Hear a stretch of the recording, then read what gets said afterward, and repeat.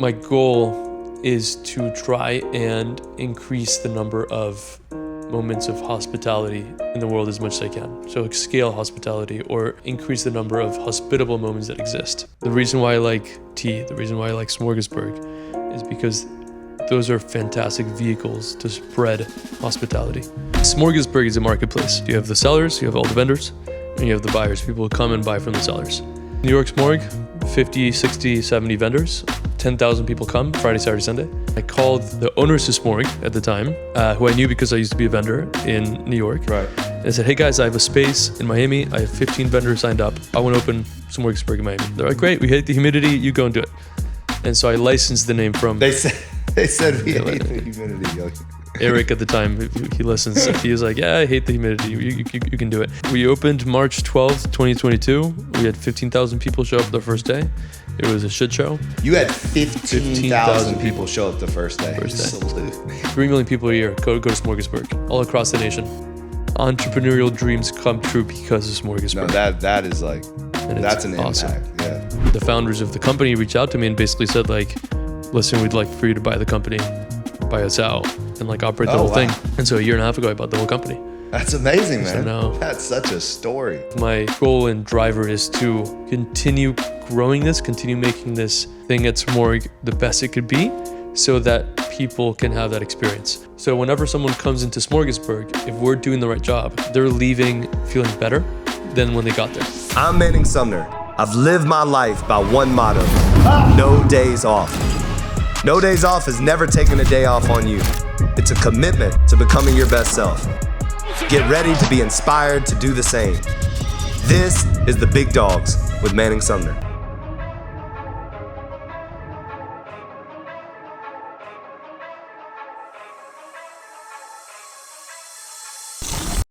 We're rolling? Yes, sir. Yeah, I was on the phone with my wife yesterday, and then one of my colleagues called, and so I had the wife tone voice, and so I kept it because it was just, he called and like, you know, right after, and I was already flowing, and then I saw him, and he's like, who was that guy? He's like, that was the most calm voice I've ever heard. And I was like, you got the wife tone, like, so. I mean, she'll probably still tell me that I'm not there yet, but yeah. So that's funny, man. Yeah. So, and it's Gaston. Gaston. Am I saying it right? Yeah. See, you said it like my. I said it like a country redneck when I first saw you. Hey, Gaston. My 7th grade science teacher, Miss Newman, she would say Gaston. So that's what you said. You reminded me of her. All right. She was a sweet lady though. She was a sweet lady, smart, sweet lady. Oh man, like an underhanded compliment. You kind of remind me of my 70-year-old science teacher. She might be it's a dead woman. Now, but where are you from? Born in Mexico City. Okay. Mexico City, and then moved here to Miami when I was 8. So kind of like grew up here, called Miami home, but my whole family's still in Mexico. To this day? Yeah. Extended family still in Mexico City. All Mexico City? I've heard great things about Mexico City. You've never been? I have not. Everyone says that it's epic. It's like a cleaner New York is what they say. It's not hard. Yeah. Which is cleaner New York. Hard, especially today. Oh, yeah, man. Dude, it's just such an amazing city. It's hard to like pinpoint it. Yeah. As to like how to give it an identity because it's so many different places have so many different things. But like if you like food, if you like everything, you know, art, culture, music, greenery, diversity, energy, nightlife, bars. It's Has it all? It's amazing. I've actually wanted to take a legacy there. Is the best food city in the Western Hemisphere is Mexico City for me. Really? And I'm biased because I'm from there, but I think it's just fucking amazing. And like, obviously more than just Mexican food. Like you're talking about like they have a whole like cuisine. Everything, dude. Everything. And the difference for me about Mexico City as far as why it makes it such a good city from a culinary standpoint is because you have some of the best restaurants, like high-end Michelin star restaurants, and then outside the door you have stands that are making quesadillas, tacos that are fire, amazing. So the street food's fantastic, and it's so amazing. And then when you came to Miami, when did you get into that like entrepreneurial self spirit? Like, when did it start to hit you that you wanted to get into something for you and build something? My mom, and I don't remember this, but my mom always tells me that when I was like 3 or 4 years old, I would go up to her and I'd say, like in Spanish, that I would tell her that I wanted to do something of my own. Like when I was 3 or 4, I was like, you know, when you go to school and they're like, what do you want to do when you grow up? Yeah. And whatever, I would come back with something and I'd say like, no, I actually want to do something like for myself. And how do you say that in Spanish? Quiero hacer algo que es mío. Mío. Because mi cosa, mi cosa. So she always, and I don't remember it because I was like young. Yeah. How young? I think like 3 or 4 or 5. Really? That young, you knew. I don't even think I conceptually understood. Yeah, but still, that's powerful though. I mean, because I have a 5-year-old son. I can't imagine him like coming to me and being like, I want to do my own thing one day. You know, I'd be like, who the hell are you? Maybe 4, 5, 6, I don't know. Yeah. So I think it wasn't, I mean, then I went to school in Boston and I got a job outside of school. I worked for IBM for like 4 months. I think looking back, it's not, people say like, I mean, I think anyone can choose to be an entrepreneur, but I think certain people, it's just inevitable that will find them in life at some point. Mm-hmm. You got to be built for it too. Yeah, I think it's just a personality. That's another thing too. Right. Like oftentimes entrepreneurialism, or however you say it, it forces you to become something that even you might not even realize you have inside of you. Yeah, I think it's a way of life and a way of thinking. Yeah. So like the best metaphor that I can explain entrepreneurship is that when you work at a job and you work a corporate life, to me, entrepreneurship is if you go and live in the wild.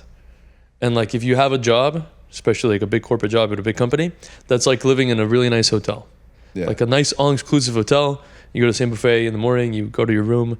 If you live in that hotel for a year, you go to a nicer suite and you keep climbing a little bit up, and it's a pretty controlled environment. And it's fixed. Yeah. It's you fixed. Know your salary, you know your hours, you know your vacation days, you know everything. Whereas entrepreneurial, you don't know shit. Like, you know, it can hit you in any side way anytime. So it's the wilderness. You live in the wild. You gotta go hunt. And you have to go hunt. And like in the beginning, you suck at it and you go fishing. You can't catch shit. And you have to like build your shelter, and some wind comes in and like knocks it down because you don't know how to build shelter. Yeah. But then over time you get better and better at it, and you can catch your own food and you can build a shelter and you can recruit people but to me that's so fun. Yeah. And to me, that's just me, and no judgment, is when you live in a hotel, I get anxiety. Like if you take me to like all-inclusive vacations in Cancun, I want to fucking kill myself. Me too. Yeah. I'm like the guy like on day 2, I'm like, can we get the hell out of here? Like it's just, I can't do they bring you drinks and you're just sitting around doing nothing. Like it drives me insane. Yeah. And eating the same food every day.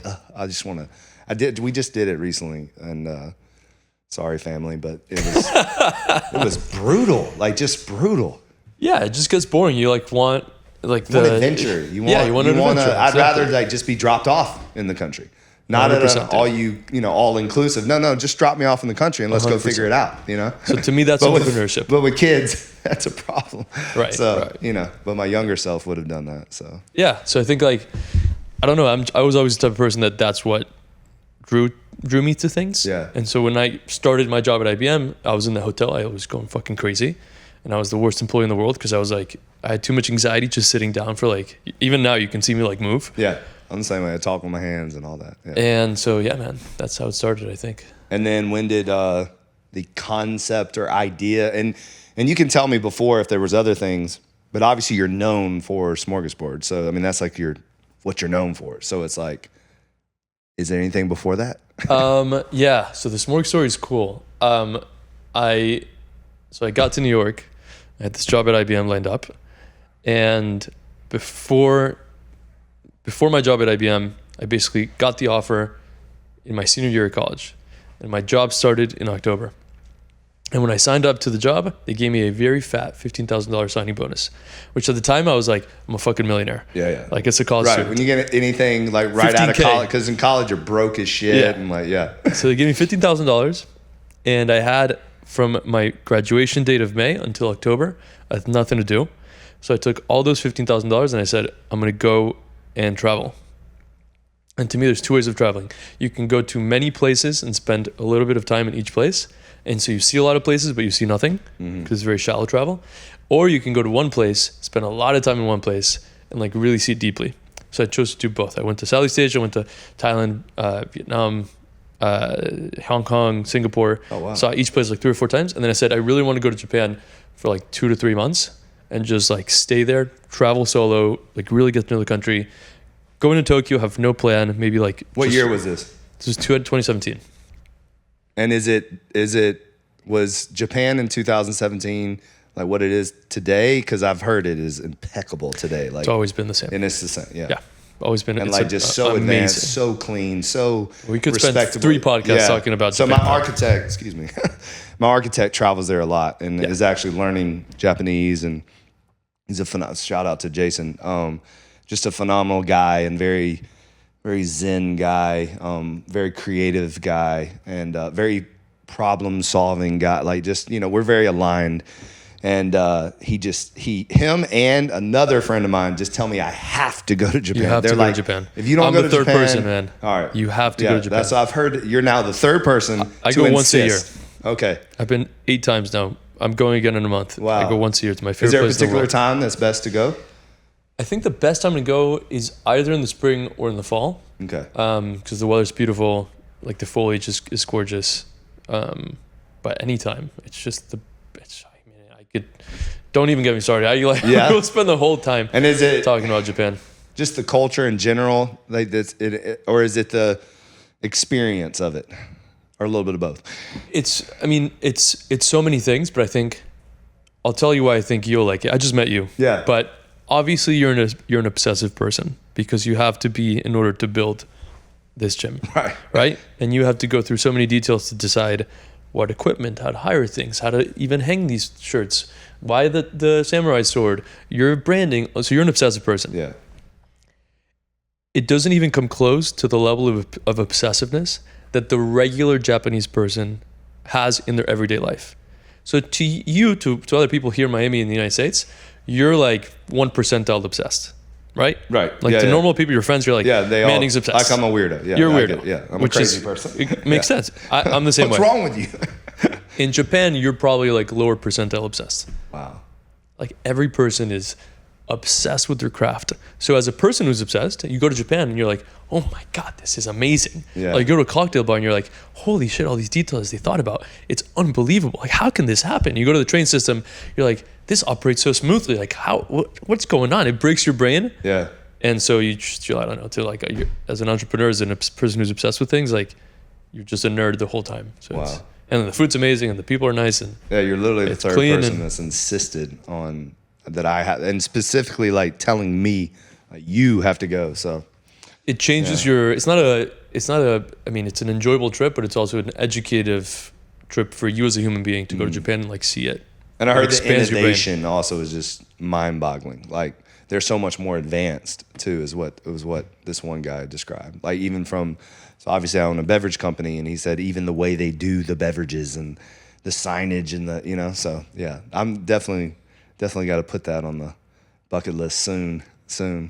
Dude, yeah, it's amazing. All right, so you do Japan, you do the traveling, and then now you come back. Yeah, so in Japan, it was the first time in my life that I basically realized that I never had time to think about things. I was very tracked my whole life. I got to college, played soccer, I got this job, etc.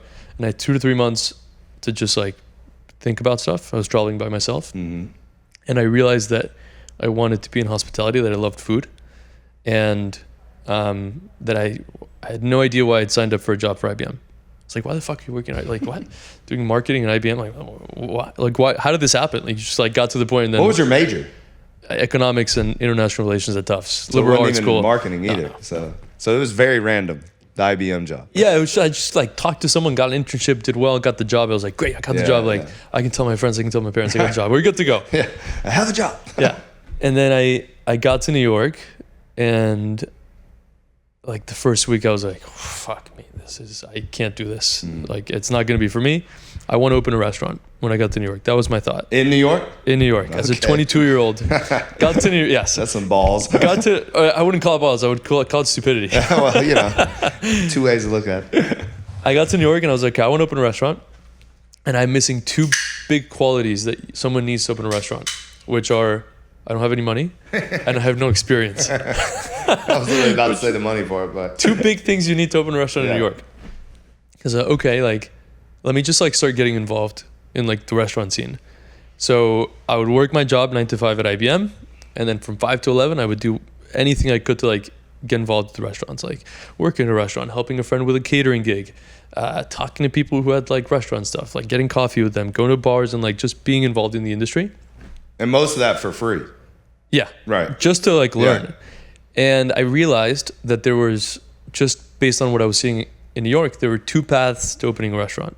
The first path was you work at a restaurant, you're there for 10, 15, 20 years. 20 years. For me, front of house, it would be GM. Mm-hmm. And you cut your teeth and you like go and do it how you need to, which is normally the right way of doing it. Or there was this thing called Smorgasburg in New York, which was this beautiful platform where people put up 10 by 10 canopies tents. They have their concept. And every single weekend they could sell to thousands and thousands of people.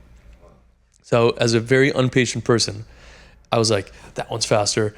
That one's more fun. I don't need to work 15 years to like get to my goal. Yeah. So I put together an idea for a concept. I applied.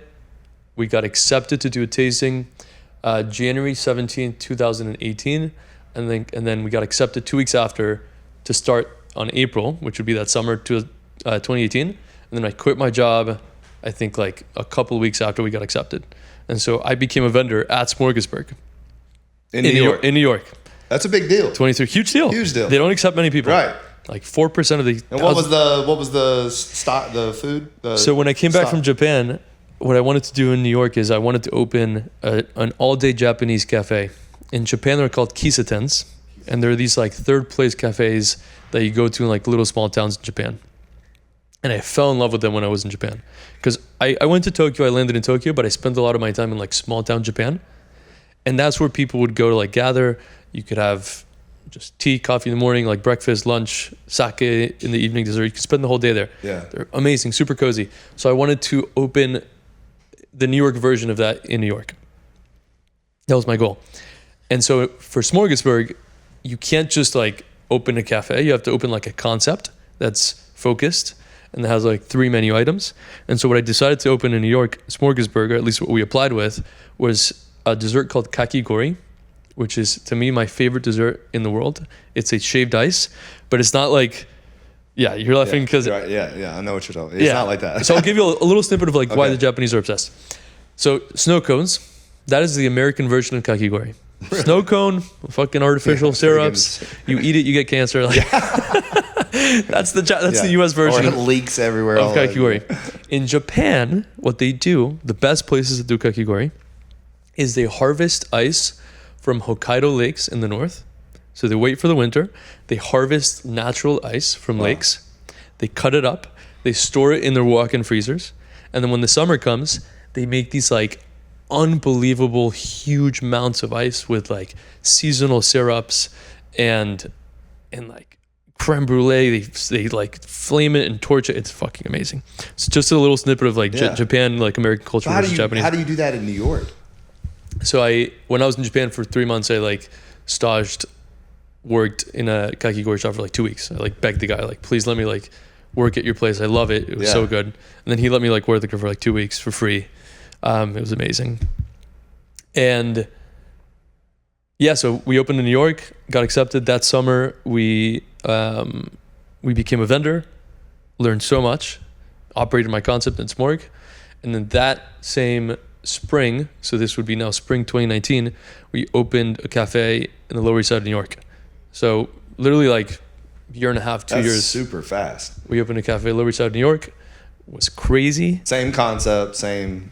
So now the concept is Mortar Cafe. Okay. So we were the shaved ice thing at Smorg, and then I said, okay, now we can, if we open a brick and mortar, we can now do the full cafe concept. Okay. Now go back to the 10 by 10. Is that like how I'm seeing it? Like people just come up, buy it, and then walk off and go eat it? Okay. Yeah, so New York Very Smorgasburg. similar to like what you Exactly. built here. Yeah. It's New York Smorg, 50, 60, 70 vendors. 10,000 people come every Saturday and Sunday, Friday, Saturday, Sunday. And so you open a tent. For us, we opened April 1st, 2018, we opened the tent. We had no idea what we were doing. And then people just come up to you, they order, and you have to figure it out. You have to like get the flow, you have to hire the right people, market the right people, the operations seem to be packed, morning checklists. So you start learning so much. This guy doesn't show up, you got to fire him. Okay, now I fired someone. I learned how to fire someone, right? I got to do payroll. I got to do so you learn all these things that allow you to build a set of skills that can compound when you go and open a brick and mortar, which is what you're doing. And it's super low risk because you're spending $4,000 to pop up. You're not spending $40,000 just for a security deposit. Right. Yeah, exactly. Yep. $500,000 personally guaranteed loan, personally guaranteed lease. Yeah, trust me, I have 8 personally guaranteed leases shooting out. Yeah. Not fun. Yeah, so you know. So tell me about the brick and mortar. Now you're in it. So now we're in it, brick and mortar, New York City, Lower East Side. Hard as shit. We had 600 square foot space, and our kitchen there was those hatches doors that you walk in New York, you feel like you're gonna fall into hell. Yeah. So we had one of those. Oh wow. We opened it up, we went downstairs, that's where the kitchen was. So we had to this wasn't very legal. Something about that though, I have to tell you though, is I just love shit like that. Dude, you know what I mean? Like it's just those kind of places are like that's like nostalgic. It's there's something about them that's just, to me that's the perfect example. And you go down you got to bring the food up, the challenges of that. And people are walking the street excuse me, and you're it's just badass. It's badass. I love it. So we did that for a year and a half. It was going okay. New York restaurants, you're never gonna, if someone tells you the truth, no one's gonna say it's going amazing. Right. New York restaurants always it's okay. Some months you're losing money, some months you're in the green. We were barely profitable, 3% margin. Yeah. But I was having a blast. It was 24 years old, 23, 24 years old in New York with a restaurant. I mean, that's such a accomplishment too. Being that young, just didn't feel real. Having it, in general, nobody does that. I mean, that's very rare. Super unreal, experience, and people were covering us, and I was losing a lot of hair. I had less hair then than I do now, even though I'm balding. Get ready. Yeah, man, I know. And then a year into it, COVID happened.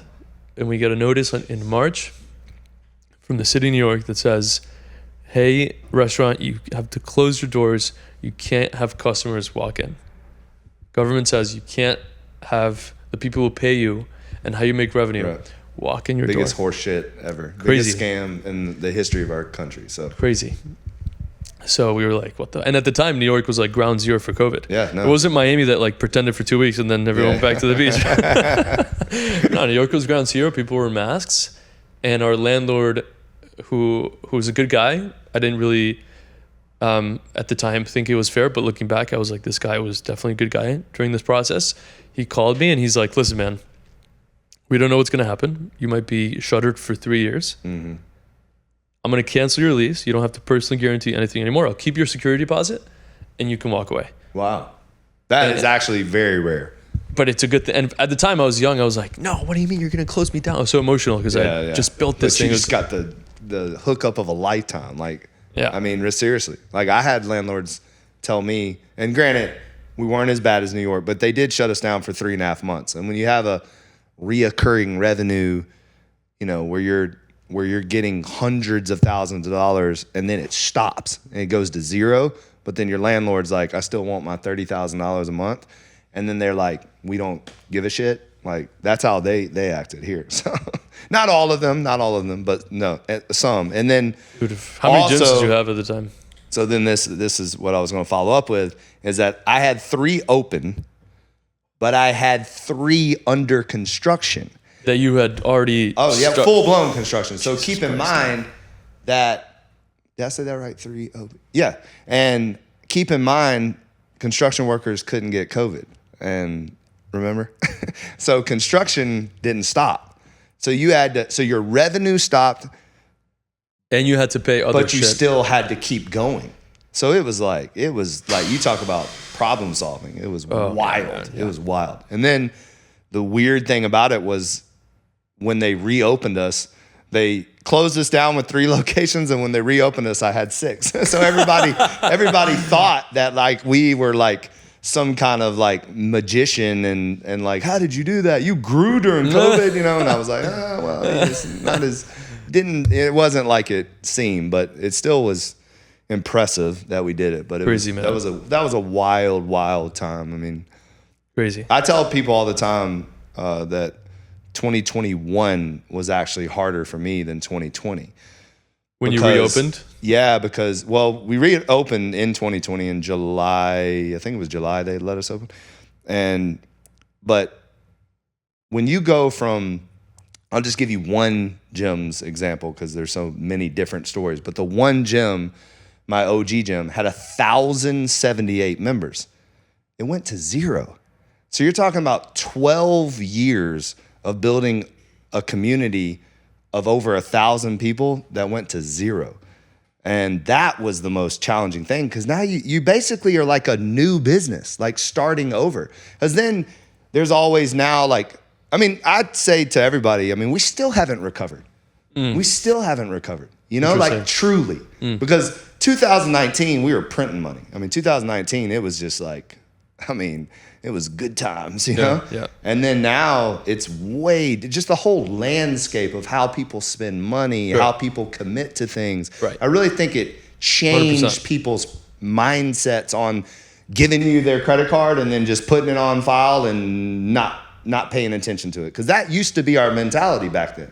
And now I think it's changed. I think people are a little bit more, they hang on a little tighter to that credit card, you know? They don't spend as much, in my opinion. Like, Well, maybe it's because the government printed $2 trillion and debased their currency, and now people's purchasing power is half as much, and so they don't have as much money, man. Yeah, it just like threw everything on a loop. Yeah, and I still think I'm a big believer that we're still kind of trying to figure all this out, and it's going to be interesting to see what happens in the next like 6 months. 6 months. I think so, because I think there's a lot to be said about where it goes. Like, because, and I hate, using word, but, Trump or whatever you want to say, him or whatever, the government, they say they're doing a lot of things behind the scenes, like a lot.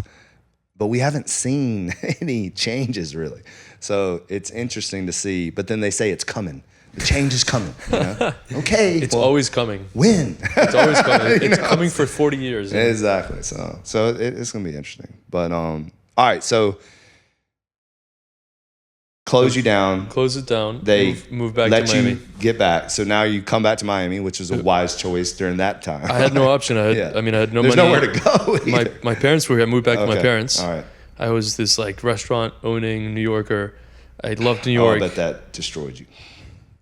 I mean, yeah, it's just sort of like, it was like a limbo zone of the world.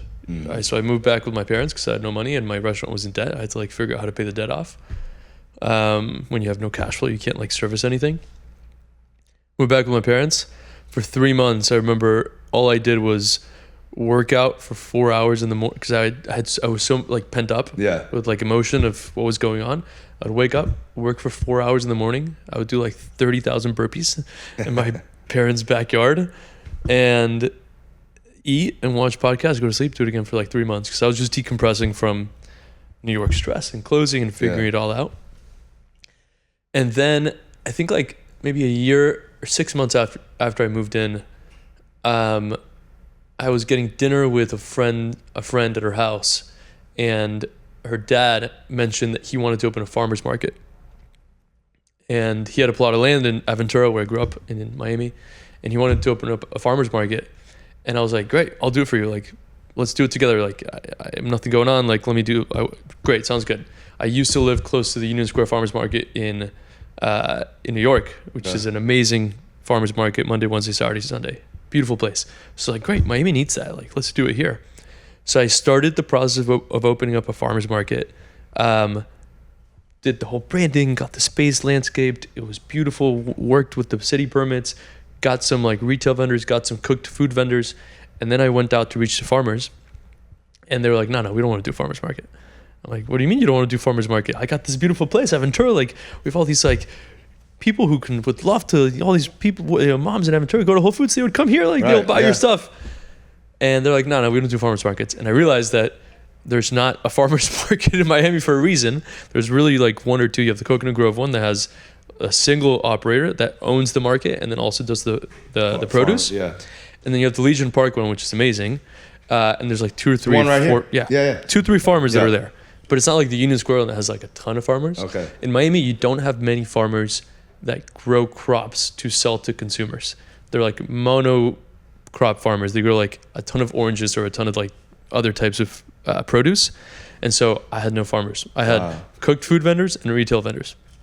So we opened with 40 vendors. And when I opened, I was like, this is kind of like Smorgasburg. I didn't really open a farmer's market. I opened like a smaller, weirder version of Smorg with like retail vendors and cooked food vendors. And it wasn't going great. It was like hanging on by a thread. Some people would come. It was in a weird location. But I kind of realized like 6 months into it, I was like, this is kind of like Smorgasburg. I have vendors. I have to deal with the city. I'm like marketing. I'm doing this. I'm doing that. And then one day I was walking with my girlfriend at the time, now fiance, in Wynwood. Congrats. Thank you. In Wynwood. And we were walking on Northwest 2nd Avenue, which is the main avenue of Wynwood. Yep. We were walking across the Wynwood walls. And we're walking along the avenue. And I like stumble in front of the now space of Smorgasburg in Miami, which at the time was this 1 acre piece of land with nothing on it. Right. With like weeds growing out of the middle. There was a crappy wall in the back that had graffiti of like 50 artists all like painting over each other. I was like, what the fuck is this space in the middle of the Times Square of Miami next to the Wynwood walls? Why is this empty? Yeah. And I went up to it and I had the moment in like Harry Potter when he picks up the right wand and he gets his whole like big gust of energy. I was like, that's where Smorgasburg Miami is going to go and I'm going to open it. And nice.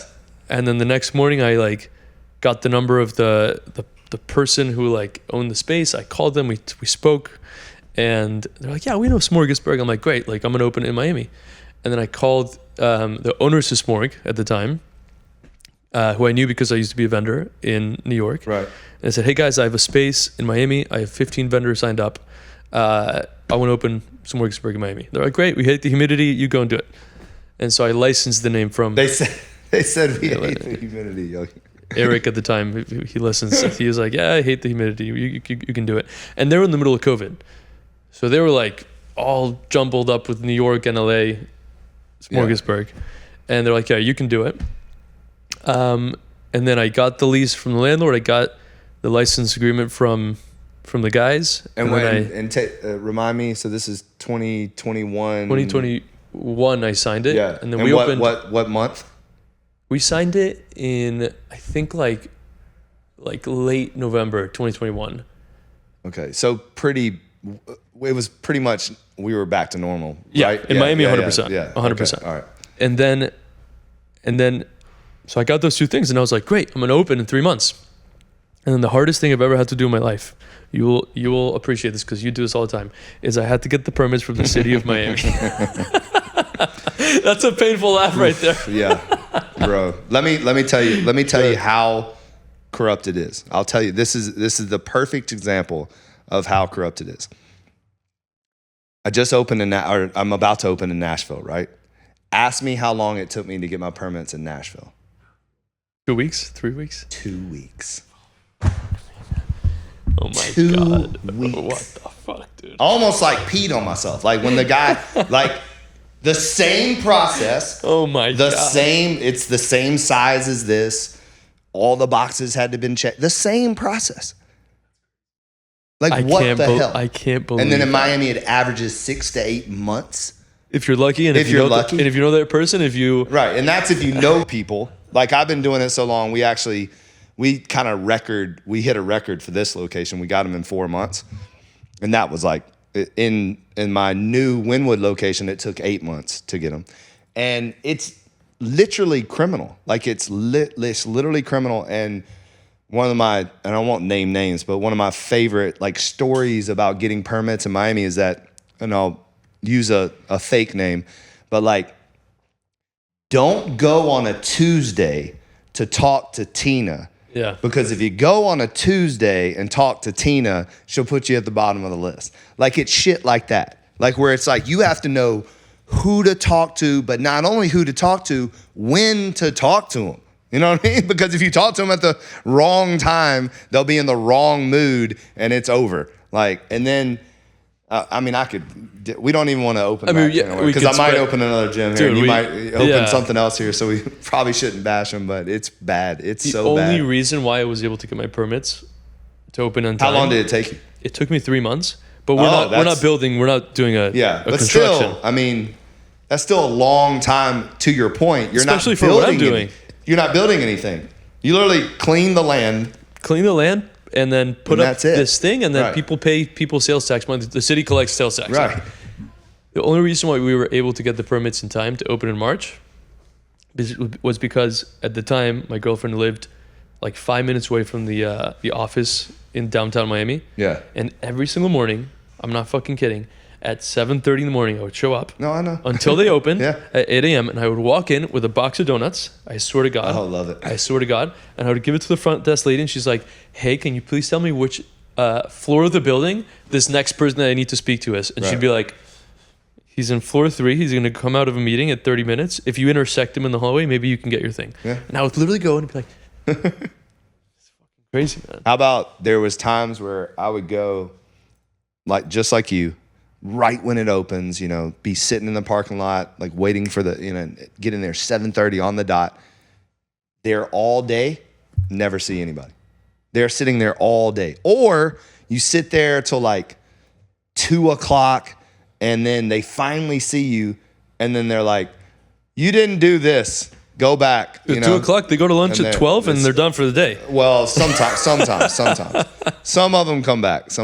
Crazy. Yeah. And then it even looks like the biggest shit show you've ever seen in your life. I've never seen so much stacked papers and drawings and, you know what I mean? It's like, there's no way you can be organized in a place like that. It's no wonder that it happens because they're just a disaster. It's a disaster. Now, I did hear that they are planning some type of moving everything to digital and, click of the buttons and stuff like that. I heard. I don't know if that's going to pass, but it's inhibiting for Miami as a city to improve and with everything that's happening in this city and all the great stuff, to your point, it literally diminishes the entrepreneurial spirit and diminishes people because for us, when you go and you do stuff that we're doing, there's such a domino effect to the delay, right? Like when something's delayed, it's not about me. It's about all my employees. It's about all of what they have to face. Like it's such a and then contractors, architect. There's so many people. Dude, economic impact is a drop in a lake. There's a ripple effect. It's such a ripple effect. And if you're not dropping the thing, there's no ripple effect. Yeah.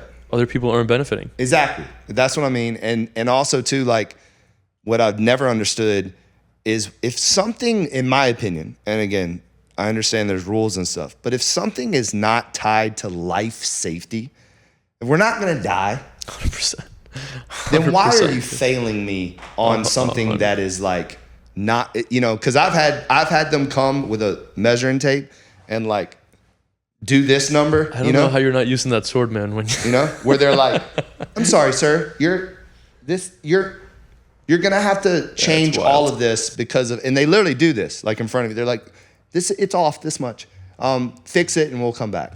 And you're like, what the, We were open for 6 months in Miami, and on a random Saturday we were open, I was like at the front gate. Yeah. And like 3 fire marshals walk in and they're like, they looked at me, you're like, hey, can I speak to your manager? I'm like, yeah, it's me. Like, I own the space. This is my concept. They're like, you can't operate. I'm like, and I'm still 6 months in, so I was like nervous. Right, yeah. What do you mean I can't operate? You can't just say that to a business owner, man. No, they love doing that. What do you mean you can't? What do you mean I can't? Like, let me see your papers. I'm like, okay. I go to my storage container. I bring them my TUP, all this stuff. They're like, They're like, you're lucky. I'm like, what do you mean I'm lucky? You're lucky we didn't know about your operation. You'll get a call on Monday, and they just walk away. Oh my God. I'm like, what the? Thanks for ruining my fucking the rest of my weekend. Right. The inspector calls me on Monday. He's like, hey, just letting you know, moving forward on Saturdays and Sundays, we're going to require a fire inspector to be there from Saturday 8 a.m. until Sunday 8 p.m.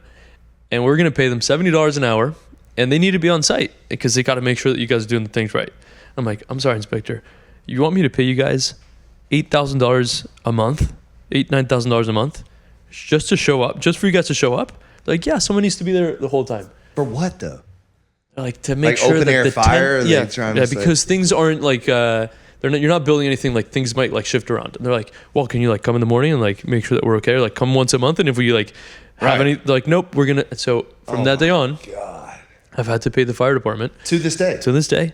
$9,000 No a way. month. $9,000 a month. That's so bullshit. For someone to show up and make sure that we're safe. Thank you so much, fire department. But also to enjoy Smorgasburg food. Oh, and they sit there and eat Of all course, day long. and they hang out and they Wow. yeah. That's crazy. And they're doing I get it. They're doing a job. They're keeping it safe. But Well, come on, dude. they're stealing money is basically what they're doing, but that's crazy. All right, so you've launched, you're open. Other than the 6 months in the fire department, how is it going? Like, is it we rocking opened and rolling, or? We opened March 12th, 2022. We had 15,000 people show up the first day. It was a shit show. You had 15,000 people show up the first day. Salute. And did you do any kind of marketing or anything, or was it? We did a lot of marketing. We did a fair amount of PR. Okay. We did Instagram stuff. I think it was just a combination of like people in Miami. Miami was such at a peak with people from New York and California here. Yeah. And I think people like resonated with what the concept that we were opening was. And people in Miami love to go to like new things and like check out the openings. So we got 15,000 people to show up the first day. I remember we opened the gates. I had no idea how I was going to go. We opened the gates. There was a line from our entrance on Northwood 2nd Avenue all the way wrapped around to Zach the Baker. And so that's like huge line. And the concept, and forgive me, I've been in forever. Do you pay to get in? Or no, it's free. It's free to get in. Free to get in. Then obviously you're paying for the food. That would have been nice if people had to pay to get in. Well, I was wondering about the line, people. like why there was such a big line. But I guess it builds up from all the other lines on the inside. Is that how? Yeah. All right. Yeah. So amazing opening, and we operated for 3.5 years. Now 3.5 years, and about 2 years ago, the founders of the company reached out to me and basically said like, listen, we'd like for you to buy the company, buy us out, and like operate the whole thing. And so 1.5 years ago, I bought the whole company. That's amazing, man. So now, that's such a story. So now we do it in Miami, we do it in New York, in LA, and we just opened in Atlanta a month ago. We just launched my waters in Atlanta, so we gotta get in there. There you go. Yeah. Tremendous. So yeah, man, that's a Smorg story. And I mean, all of that sounds too like, smooth, easy. So give me some of the dirt on in the 3.5 years, anything crazy that you had to overcome. And I mean, I'm sure there's many, but every day. I mean, yeah. I think. What's the biggest challenge with doing something like that? With doing Smorg? Is it managing vendors? Is it managing people? Is it customers? Is it a little bit of both, or what happens? Because that's a lot of. It's like an outdoor mall, basically, like food court. So I think the most challenging thing about Smorgasburg, and why why that challenge gets aggravated in Miami, is Smorgasburg is a marketplace. So you have the sellers, you have all the vendors, and you have the buyers. People who come and buy from the sellers. In order to have good sellers, you need to have a lot of people. Right. In order to have a lot of people, you need to have great sellers. Because you have shitty food vendors or a shitty mall, no one's going to go and go to the mall. So you need to have both at the same place at once. And that's a hard challenge, is to have enough good sellers, enough good vendors that are attracting people to go. Right. And to continually bring 5,000-6,000 people every single weekend that are going to buy from those sellers and make those sellers not even just stay there, but succeed and open brick and mortars, which that's the mission of Smorgasburg, is to be an incubator for small businesses just like mine in New York. That's really cool, yeah. And so the reason why Miami aggravates those challenges is, one, Miami is a trendy place. You need to always have something new and exciting to bring people in. And number two, we have a lovely period of 4 months where it's absolutely horrendous to be outside. We happen to be an outside concept. So you have to be outside. So I think that's, on a high level, that was the hardest thing for us in Miami, which was, how do we keep bringing people back? What type of events do we want to throw? That's why, shout out to Mariana, who helps us market these events on a monthly basis. That's why we throw these really cool themed events once a month that are a different thing, that make people want to come back. And how do we sort of navigate whether for our audience and also for our vendors? So it's just been challenging. Is there criteria on performance for vendors? Like, you know what I mean? Like, if you have a vendor that just is just not moving, like not doing anything, but yet they're not telling, like they're not being, you know what I mean? They're not saying like, oh, I'm struggling. They're just kind of riding it out, and you're like, you got to go. Like, is there any of those moments? The vendors don't pay us a percentage of revenue. They pay us a fixed fee to be there. So So that's what I'm saying. Like, it could be where they're kind of taking up space. As long as their food is amazing, then you don't care. And spectacular. Yeah. They could be, I mean, I want everyone to make money. Right. But some vendors are there for, let's say, like a marketing play, or they want to be there because they get a lot of catering kicks from being at Smorgasburg, or they like being involved with the brand. So maybe there's a vendor that has less revenue, less profitable than another vendor. But if their food is amazing and you go and you have their food and you're like, holy shit, this is so good. Yeah. I want to come back and try different vendors because my experience with this vendor was amazing, then they're going to stay. If we have another vendor that the food is like taking a nosedive and they're not really caring about quality, our team is there tasting the food all day, every day. Really? Okay. And we make sure that vendor either comes into our offices and we have a conversation with them and say, hey, listen, you've like, your food is dropping the ball. You're dropping the ball. Yeah. Or that vendor then it's, it's not going to work out. And is it, you kind of do month to month with them? We do week to week, actually. Week to week? Week to week. Interesting. So it's super easy. That's the whole point. It's super easy to get started as a vendor. It's week to week. If you want to leave at any time, no contract, no good guy guarantee. You give us a 2-week notice and you're good to go. You can leave, no risk, no problem. Is it the setup? Is it pretty much the setup is kind of standard, like in terms of like what they get, or no one gets anything? So you get I'm saying like you a just 10 get by the 10 space, right? Yeah. But what I'm saying is like, are they allowed to say bring like a food truck in there? Like not like that, right? Or yes. So we have some food truck spaces, but Okay. most of them are 10 by 10 canopies, With like little pop-up tent Yeah. that people brand, and it shows the concept and like what they're doing. And yeah, man, it's awesome. And then what are the challenges for you having them in different cities? Oof, man. Yeah, because that sounds, and they're pretty spread out too. So I think the biggest challenge for me personally is that I'm less in tune with each city. When I was doing just Miami, and I was sort of like the GM, general manager of Miami, CEO of Miami, you want to call it. I was in it. So all the events were formulated by me and the team. I was there driving the marketing. I was there talking to vendors. I was there watering the plants and like landscaping, right? Metaphorically. Yeah, no, I got you. And when now I have 4 cities to handle, New York being a monster. New York is our OG, 15 years there in New York. It's massive. LA, Atlanta, Miami. I now need to make sure that I have really good GMs in that city and work with them to make sure that they're watering the plants. But that's challenging. It's hard. Yeah, so it's hard to do that. You have to pour into those people to be as obsessive as you. And they won't be. Right. Because they never will be. No, right. and it's fine because they don't own the company. Exactly. But you still need them to operate at a really high level. And honestly, they do, man. Because I think we're so lucky that we have such great people in our company who are truly like, they believe in what we're doing.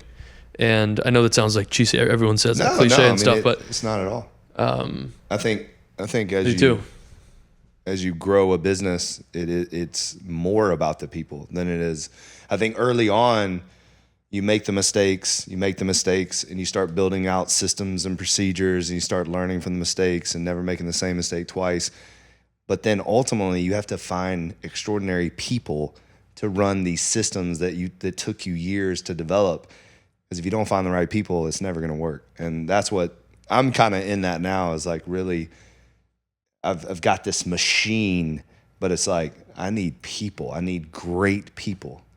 So you have 8. How many gyms in Miami? 7 in Miami. 7 in Miami. And then 1 now that's about to open in Nashville, which I'm really pumped about. That's awesome. It's just a cool city. Why Nashville? That actually would be a cool city for you. Yeah.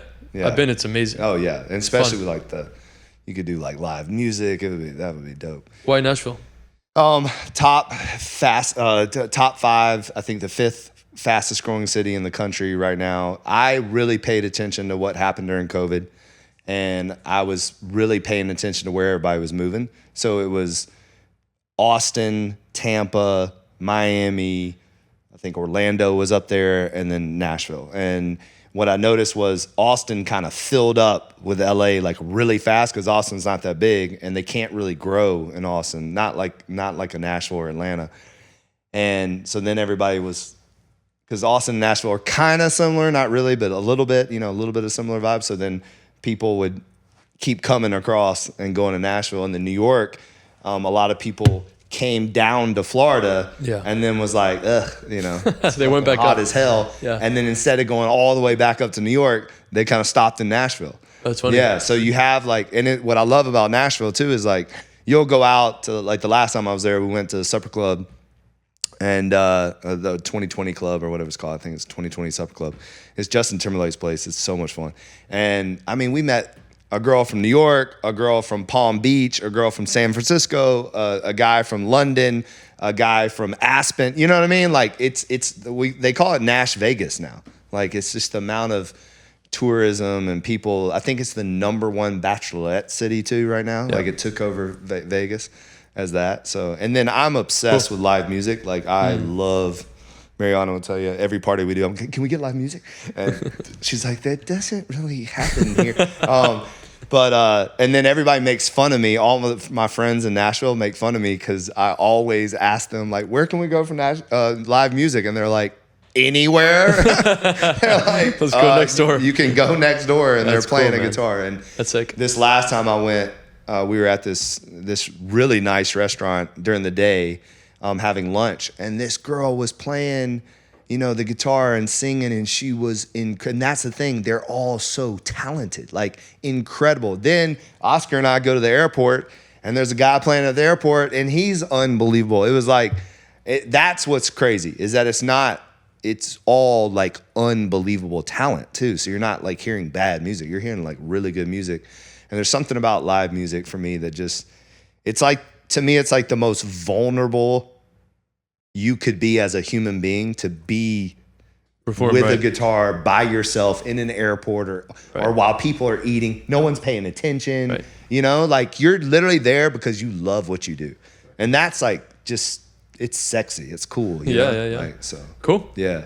Nice. Yeah. So you'll go to Japan, I'll go to Nashville. Yeah. Oh, so you've never been to Nashville? I've been once. Okay. But it was too short, and I didn't get to definitely go and like experience it, because it's a cool city. Very, very nice vibe. Even like the outskirts of Nashville is fun too. Like just the nature and the mountains and being out there. And actually I did a podcast with this guy that moved from LA to Nashville and got like 50 acres, and he was like, there's something about working the land that makes you feel like a man. And I was like, I get that. So it was cool. Yeah, maybe the next morgue will be in Nashville. No, I'm telling you, you would crush it there. Oh my God, you would crush it there. Yeah. So when did you open Atlanta? We've been 5 weeks ago. Oh, yeah. So we launched the Waters like literally like 5 weeks ago. That's so funny. That's cool.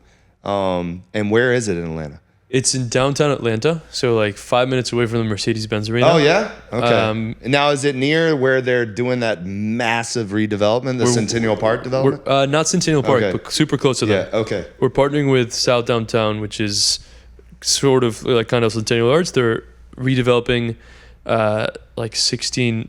I'm gonna get the number wrong, but like 16 plus acres of South Downtown. Okay. And they reached out to us because they wanted Smorgasburg to come and help bring people and sort of like redefine a little bit of the area. It needs to be redefined, shall you say. It's pretty rough down there. So, but I think for Smorg, we kind of like that. Okay. Like we like when it's like a destination and we're kind of like in the place to be the mavericks of the area with South Downtown to like drive this new idea of the concept for a neighborhood.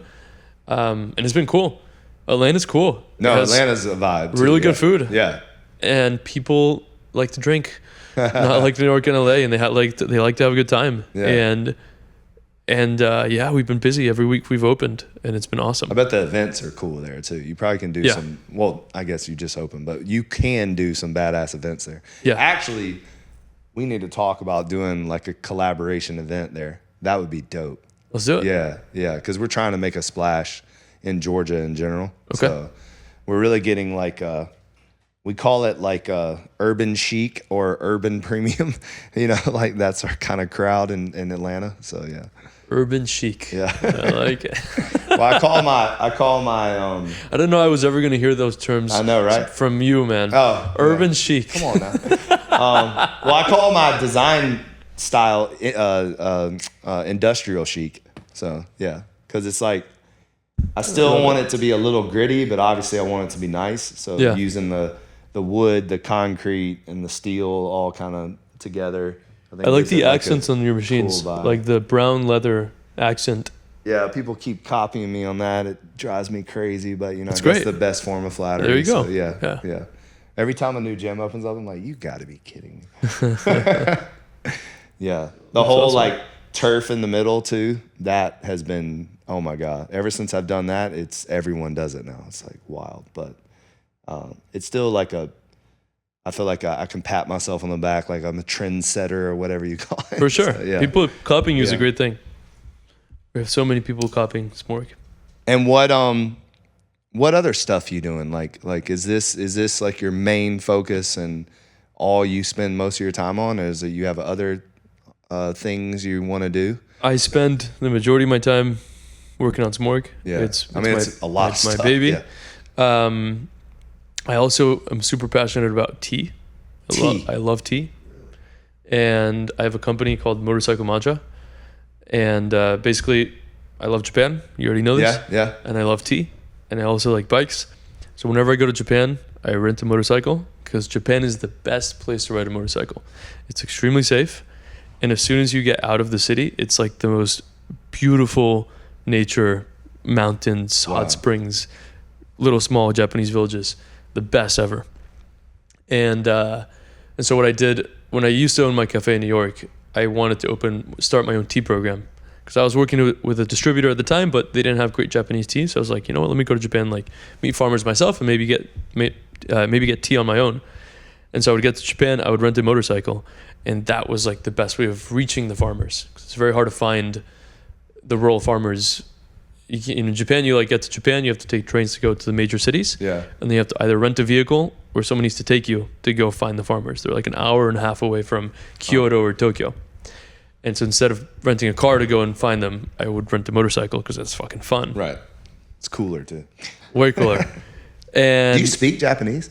very little. It's hard. How are you communicating with everyone? Most people in Japan speak like they can get by with English. Okay. But even like out in the sticks and these farmers? The farmers is a little harder. So what I usually do for farmers is I either bring a translator with me. Okay. Or I just like Do people they ride translate. on the back of the motorcycle and like hold on to you? Like, We're up here. okay. Like Dumb and Dumber? Like, Yeah. You get one of those bikes with the sidecar. the sidecar. So yeah, the name of the company is called Motorcycle Matcha, and I love it dearly. And it's more like a passion project than a huge Is it company. tea bags or It's tea tins. So tea? like matcha tins. Okay. So people can buy them online, motorcyclematcha.com. Oh, that's very cool. And it's a Do you love sell I have. Do you sell it on Amazon yet? No, just Yeah, online. get you on Amazon, man. Nah. Super small scale. You'll crush it on Amazon. Yeah, but the farmers that we work with are so small. Okay. Like they have like 3 or 4 acres of tea Yeah. like fields. And so the matcha they produce is so incredibly high quality that it's like it's not a scalable, and I don't want it to like huge matcha, but Right. no, I want it to be like extremely high quality. I want to maintain these relationships with these farmers for the rest of my life. Oh, that's cool. I eventually want to have a house in Japan that's like the HQ, and I can like do motorcycle trips with my buddies. So that's like that company. Yeah. And you just got engaged. Got engaged. Congratulations. Thank you. And getting married soon, or are you going May to have 17th. a long engagement? Okay. May 17th. May 17th. Outside of Mexico City. Oh, in Mexico City? Yeah. Okay. Like the outskirts. And where'd you meet her? We met here. We met on Hinge. On what? Like on Hinge, the dating profile. You're into these guys. He just guys. asked what Hinge was. Bro, we had to like actually work for a date. All right. We had to get like, you'd come home and you'd have a number on the napkin and you had to like, you know what I mean? You'd put it on the table and you'd like flatten it out and make sure like, and then all of a sudden, number. some of it's bled. So you're like, you'd call and some dude would answer and you'd be, oh my God, I'm sorry. And then, and then it's a 6, not a 8, and Nothing wrong with the dude giving you a number, man. Oh, come on. Well, it has happened, but so, but yeah, you kids, it was you easy, kids, man. swipe right. Yeah. Next thing you know, you're getting married. Unbelievable. Yeah. 5 years later. Yeah, man, it's been crazy. And do you want kids? I want 5 kids. Okay, does she know that? She knows that. She wants 3 kids. Initially, she just wanted 2, and then I was like, all right, let me overshoot her. So I anchor her high, and then if we land at like 3 or 4, I'll be happy. Yeah, I was about to say. I mean, y'all are not that far away. 3. Listen, once you have 2, we'll see. Really, actually, I would say. Actually, let me, because my wife will kill me. Once you have 3, I think it doesn't matter. Like you might as well have 10. You have 3? Yeah, no, I have 2. So that's what I'm saying. Because, well, we won't go there because I'm not opening that can of worms. We had the vasectomy talk the other night, and I was like, "Get that shit out of here." She bring it up? Man have a seed. Did she bring it up? Oh yeah, she brings it up all the time. Like yeah, she's done. But which I mean, God bless her. It's her body, so I get it. But how old are your kids? But we have a 5-year-old and an 18-month-old girl. Okay. So a Congrats. 5-year-old boy, 18-month-old girl. And in my opinion, we have the best kids on the planet, and I'm sure every parent says that. But I mean, I'm telling you, like, just the sweetest, amazing kids. I'm like, look, we produce good kids. Like, let's keep, but yeah, don't get me in trouble, bro. So, no, I joke with her. She jokes with me. I mean, at the end of the day, I'm a big believer. She also hates it when I say this. I'm literally should stop talking right now. I'm a big believer in, what's supposed to happen is supposed to happen. Yeah. And she'll slap me when I say stuff like that. But I truly believe it. Like, if it's meant to be, it's meant to be. So How long have you ran Legacy? Like, how long have you been in business? So my very first location was November 2008. 2008. Yeah. Okay. In like Wynwood almost before 20 it was years. Wynwood. Yeah. In Wynwood. It'll be 18 years or it is November. So, or is it 18 years next November? Right. It'd be next November. Am I doing the math right? This one, 18? Yeah. Or is it this one? Like, it's been 18? 18. Yeah. Congrats on your 18th, man. Wow. That's crazy. No, it's next year, 18. Yeah, so 17 years. Yeah, and then next November will be 18, which is wild. Wow. How did you change as an operator once your kids were born? I think that I don't think I changed as an operator. I think that I became even more motivated, which is crazy to say. I think that you start to.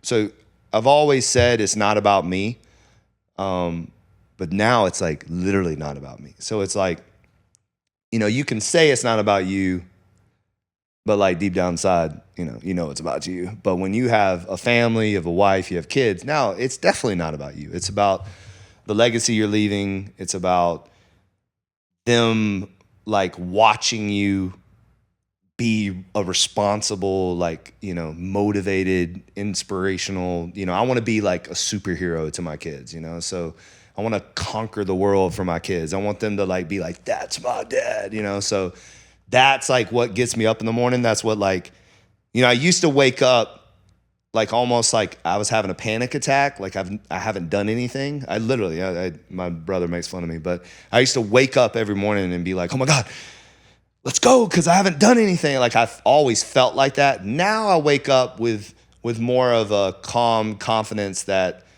I know I'm doing something that is bigger than myself. And so now it's a different perspective, and it's a different feeling, but it's awesome. Like I love that feeling. I love I love the feeling knowing that one day I won't be here, and one day they're going to be talking about me. Yeah. And hopefully they're saying some good things, and that they have the life that, you know, only you can set up for you. And I don't mean like materialist things, but I just mean like an impact on the world that's bigger than yourself. An impact, like that's what No Days Off is for me, is like, it's beyond the gym, it's beyond a can, it's beyond a piece of apparel. It's like, it's a movement. It's something that people can attach to their lives. And that's why I do it. So, yeah. That's beautiful, man. That's cool. Yeah. Yeah, I think a lot of people, I don't have kids, but obviously I want kids, but a lot of people who I've spoken to, and even just stuff that I hear about, is like, once you have kids, you are trading off time that you could have spent in your business for being with your family, because you should be, you should have time with your family. You have to be very intentional with your time. Right. So I'll give you a small example, but I think it's meaningful, is that I used to show up at the gym at 5 a.m., get my workout in, shower, change, and then start working, right?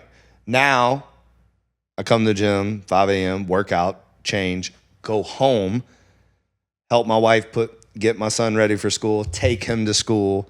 And so that's like my way of like helping her first and foremost, but also it's like, I'm taking my son to school. It's like our time to listen to music and just kind of vibe. Even it's only a 15, well, sometimes in traffic it's 30 minutes, but I mean, the longer the better. But just being intentional with that, because I think a lot of times dads don't do that. Like they say, I have to work, but it's like, I can give up an hour of my day to go and make life easier for my wife, and then also have that moment that you never will get back. Like you're never going to get back that moment where you get to take your child to school, ever.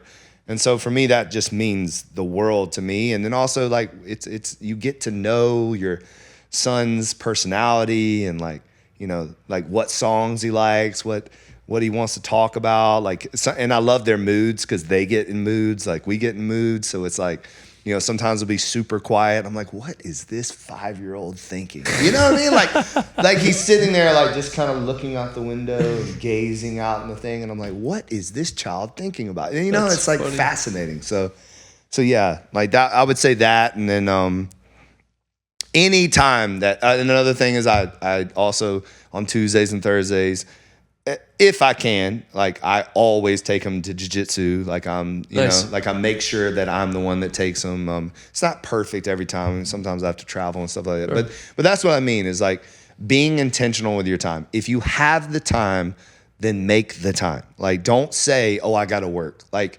because the work will always be there. And especially when you're at my level and your level. You can always work. You can always work. There's always something to do. something to do. I could always say, you could use that as an excuse. Always. Because you know what all this stuff we have to do. Like 100%. It's work never stops. Yeah. So I think that's where I'm at with that. And then and this can be cool to see, like, because my brother's kids are older, my niece and nephews, and just seeing their personalities, like it's mind-boggling when they get in the teenage years. You're like, wait a minute, you used to wipe your butt, and now you're like talking back to me, so that's gonna be interesting. I'm horrified though when my daughter gets in that, like horrified.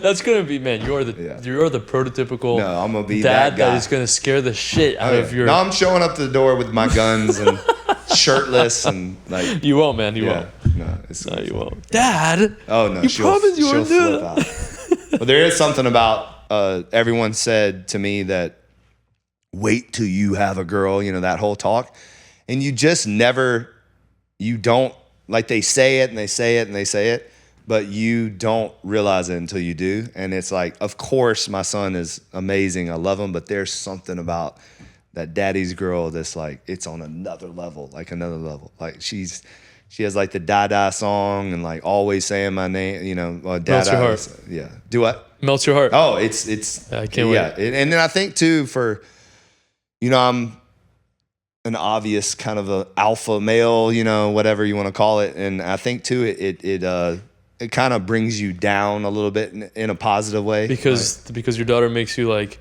softens put you a up a little tiara and dress up and like play with her. Yeah. You're sipping tea, being a princess. Exactly, right. It just, it brings a different side of you out that I believe we have in us anyways. Like, we just don't get a chance to show it. Like, I tell people all the time, like one of my favorite things to do is we watch America's Got Talent or American Idol or Voice and stuff. And like, cause I love music and I love just like truly talented people. Sure.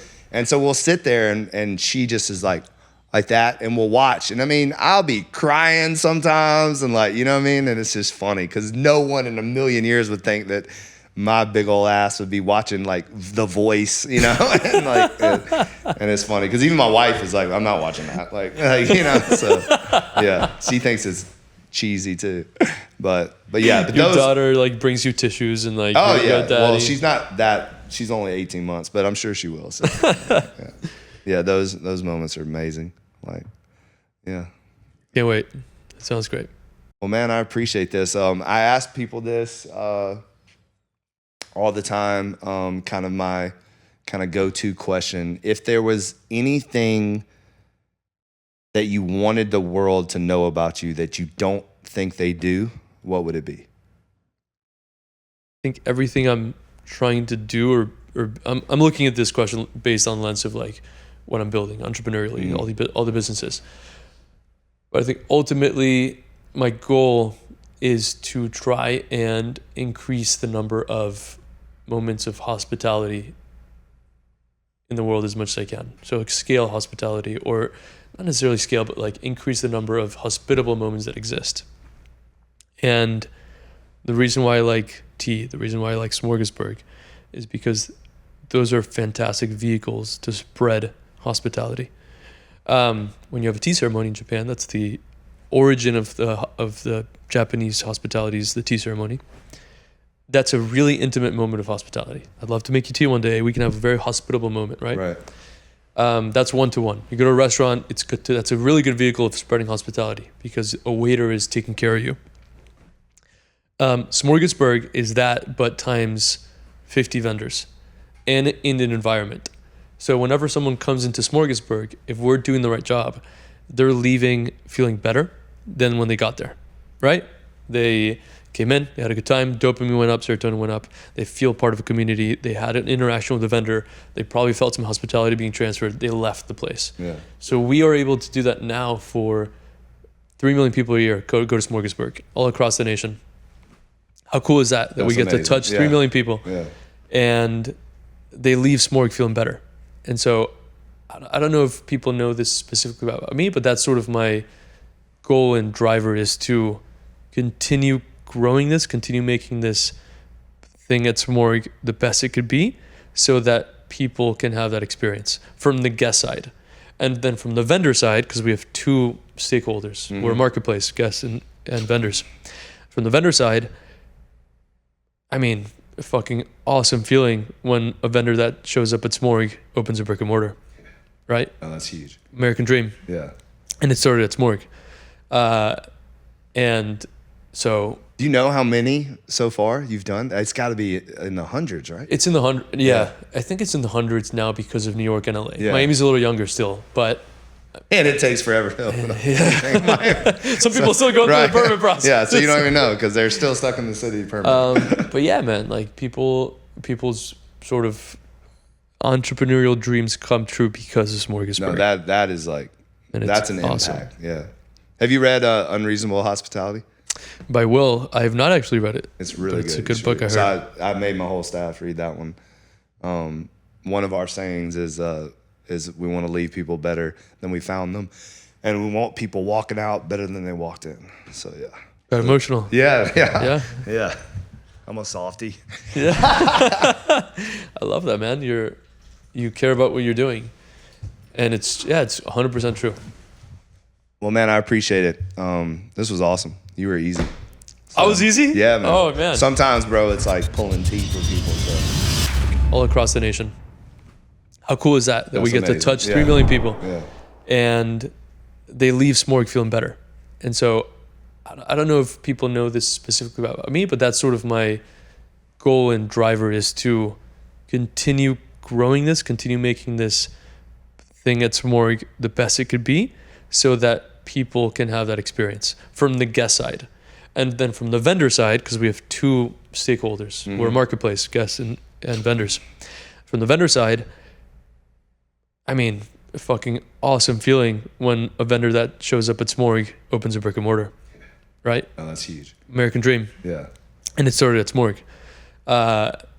And so... Do you know how many so far you've done? It's got to be in the hundreds, right? It's in the hundreds. Yeah. I think it's in the hundreds now because of New York and LA. Yeah. Miami's a little younger still, but... And it takes forever. Some people still go through the permit process. Yeah, so you don't even know because they're still stuck in the city permit. But yeah, man, like people's sort of entrepreneurial dreams come true because of Smorgasburg. No, that is like, And that's an awesome. impact. Yeah. Have you read Unreasonable Hospitality? By Will. I have not actually read it. It's really good. It's a good You book, should. I heard. So I made my whole staff read that one. One of our sayings is we want to leave people better than we found them, and we want people walking out better than they walked in. So yeah. Got emotional. Yeah. I'm a softie. I love that, man. You care about what you're doing, and it's 100% true. Well, man, I appreciate it. This was awesome. You were easy. I was easy? Yeah, man. Oh, man. Sometimes, bro, it's like pulling teeth with people. So.